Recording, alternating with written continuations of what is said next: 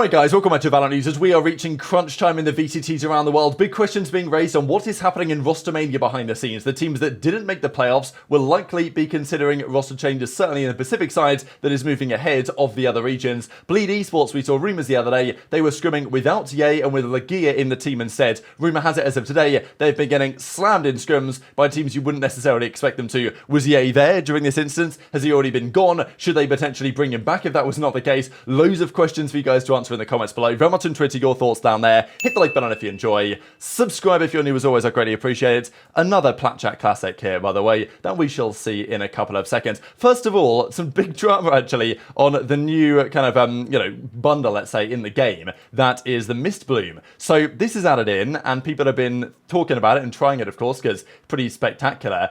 It seems like, well, it doesn't even seem like, this is actually a fact, that it gives you Wallhacks. So here we are with the operator. It's most notable with the operator in hand, it seems. Average Jonah says, here we are on Split, for example, and we can see that if you, inspect the weapon in this way, you actually get, I don't exactly know why this is even a thing, but in certain lights, you can see the outline of players through the wall. This is another example of just getting straight wall hacks using the bundle. So there were questions. Is this intentional, right? Is this deliberate pay to win from the bundle? Because you guys can see what Average Jonas does right here on, here we are in Ascent actually. So we've got the player here standing behind this box. Not sure how much cover this works through, although it may be quite a lot. Probably is an awful lot actually. And yes, if you use the operator like this, you can look through and actually see very clearly the outline of the player standing right there. So then all it takes is to line up a shot through the box, nail a headshot, and job done. So yeah, not ideal, obviously. Riot have recognized and responded to this and said, yeah, probably we got to be fixing that one.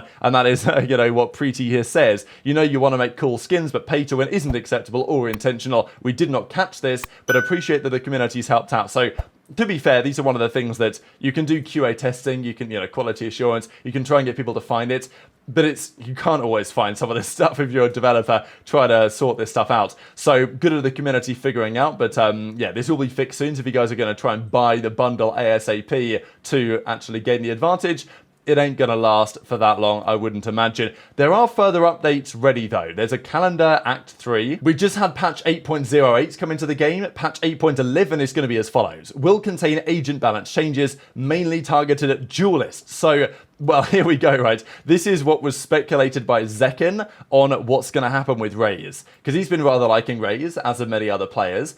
We know that it's kind of interesting right now for NRG because Victor is a good Raze player. Not necessarily sure that's so much the case with Demon 1, and we kind of saw that in the series they lost the other day.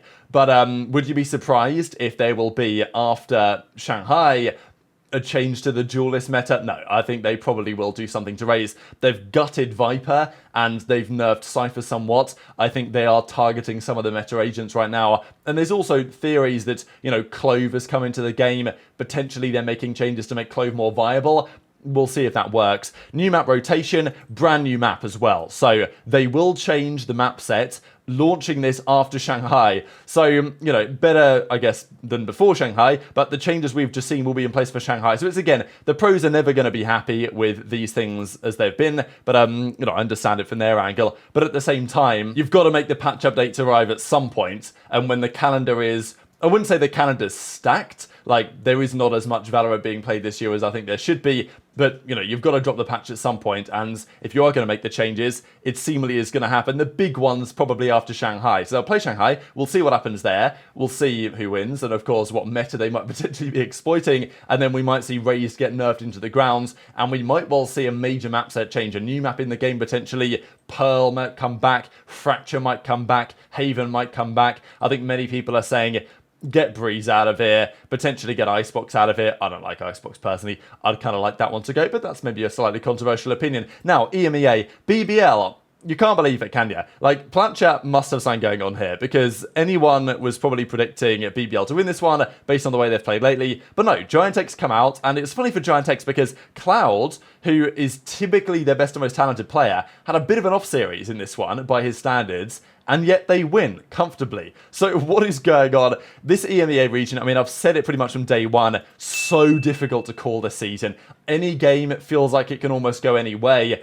Not ideal though for BBL, as we'll see in a second on the way that group is now shaping up. So Giant.X get the victory. It's cool to see, honestly, from Redgar and the guys, because I know there's been lots of talk with Redgar and this team. If he can't make this work, is his time going to be up relatively soon on this roster? But it was 13-6, 13-11, kind of close on the sunset, but Giant.X handled business respectably. Then we had the Heretics KC rematch. Of course, a big series that was happening earlier on this season when KC won their own region. Heretics went down. This time it was the other way around though, and honestly, Gen.G Fishy, what a player this guy's turning out to be. So exciting, right? The fact that this guy, he came over from Fortnite, he was grinding through, what was it, Enterprise Esports or something in Challenges, got the chance on Heretics. People thought he might be there as a substitute. Was he ever going to get the chance? Would he be good enough to play on this level? But he's just getting better and better. And yeah, great series from him here. Big one from Martin and Tomasi on the other side. Narrate maybe not quite as impactful as usual, but it was a 14-12 in the Icebox, and then Lotus went their way back on the KC side, but then Bind was 13-9. So big second side from Heretics. Gen.G Fisher with a massive takeover on the Viper. Of course, a Viper that is going to be rather different in the relatively near future. Just to quickly look then at the standings over there. This is the regular season as it stands. So KC are 3-3 now. They've played their 6 games. They should be fine. But, you know, Vitality, Fnatic, and BBL, they're all 3-2. So theoretically, they could all win. And then it's a very different story for KC. So they have to hope that things go their way. As I said earlier, the big series today really is against Fnatic and Na'Vi. Na'Vi can win and get away with it, or can lose and get away with it, but a win is massively important for both sides, and Fnatic kind of really need to win based on the upcoming series they have. So that's going to be a telling one. This just quickly is the Pacific. The playoffs begin tomorrow morning. Team Secret T1, and then PaperX Talent Esports. Worth clarifying here, by the way, that these are knockout games, which I don't think is a great format, to be honest. The teams that, of course, came number 1 seed in their group, and the number 1 versus number 2, number 3 seed in the group is so, I wouldn't say it's arbitrary, but I just don't think that the best team in the group is necessarily the number 1 seed around the world, just because of the amount of tiebreakers, like the relative strength of the groups is kind of not necessarily even. I think giving such a big edge to the team in the number 1 seed doesn't quite feel fair to me, because, you know, one of Secret T1 and one of PaperX Talent are knocked out after 1 series of the playoffs, whereas these other guys get a couple of chances. But that, of course, begins tomorrow. And this is also just real quick on the Challenger side. The regular season concluded. Turtle Troop topped out Group B. Just wanted to mention this because there has been some talk about if Ye is dropped from Bleed, does he slot into one of these teams? You know, DSG aren't over here anymore, so maybe there's an opening on one of these teams for Ye if they wanted him. It's a big question, but yeah, Moist Shopify, 5-0 for them. The Premier play-ins are going on pretty much right about now, and then we'll see promotion relegation coming up in just a few days' time. This is, yeah, the way that is looking at the moment. So the respective groups, the matches that we have to get into the situation, and then Moist Shopify, Oxygen, M80, and Turtle Troop. Those are the guys with the preferable seeds as it stands, and some of the ACS leaders from Stage 1 names that you might well expect to be appearing right about here. The big question, though, really, to me, was on this Bleed Esports roster. These guys had a shocking time. They won a series, so congratulations. They beat Detonation Focus Me. But apart from that, they lost everything, and they lost everything very emphatically indeed.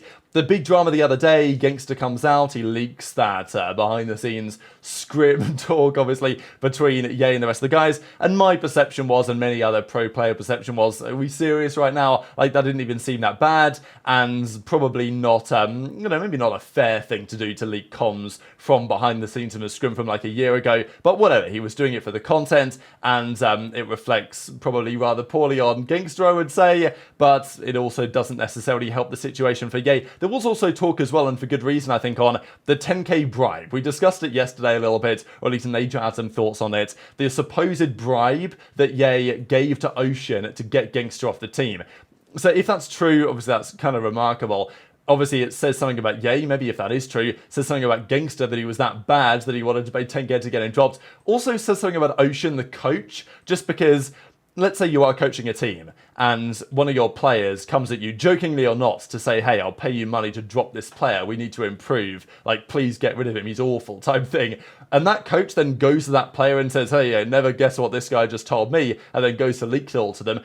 You are absolutely killing your team chemistry. Like, even if it doesn't exist anyway, which it probably didn't, that is just a death sentence to team chemistry at that point to do that. So, you know, I think that all the parties involved in that DSG side, like, it's clearly not just a Yay problem on that DSG team last year. Like, from top to bottom, that organization and those guys were just a shambles together, it seems. And, well, thankfully, maybe not thankfully, but Toast realized that and he got out of there. Well, we saw this confirmed, apparently, by sources behind the scenes, that Bleed were practicing the other day without Yay, and they had their coach in instead of Legia. Now, Legia would never be the actual change they would make unless the team chemistry is so bad that they just need a standard. But the theory might be Legia's going to come in just so they can keep practicing while they find an alternative for Yay. Or maybe they need to make multiple changes, which is probably true, I'm not going to lie, as it stands. So then yesterday, rumours emerging that the DRX Game Changers team... Now, look, the Game Changers teams are very solid players, obviously, but we see what happens when the Game Changers teams enter the Challengers qualifiers.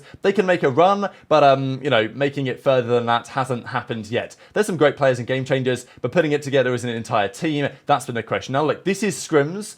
And sure, you can get tier 2 teams taking scrims off tier 1 teams. It happens a lot. But for the Game Changers team to supposedly be up 11-2 in a scrim against Bleed is pretty ugly. Now, it's just practice. But especially if Bleed are trialing a new roster, they're not playing just to retake bomb sites. They're probably playing to win. That tends to be how it goes. If you are trialing a new team, the likelihood is you're playing to win the scrim because you're trying to look good to whoever the new player is for that particular scrim. So if you're losing 11-2 to, you know, the DRX Game Changer roster, it ain't looking good. The question is whether Yay is actually here or not, because the other day, Yay was seemingly not scrimming with them. Maybe he's scrimming with them again, I don't know. But if they are scrimming maybe with an alternate player to Yay, and they are planning to get rid of him because Mervin, the founder, absolutely said emphatically he's tired of losing, changes will be coming was the heavily implication. But if they're potentially getting slammed even without Yay, if this is the implication, then maybe he wasn't the problem after all or whatever. Now, Tunmei actually does say, in reply to this, that this isn't real. But then he deleted the tweet where he said it wasn't real, and then actually said, well, that guy who posted the original tweet is a beta, but this is true. So I'm not exactly sure whether it's true or not, but if it is true, then maybe it tells you something about the current state of affairs. But very much intrigued to your thoughts on all this stuff in the comment section below. Hit the like button if you enjoyed, subscribe if you're new, take care, and I'll see you next time.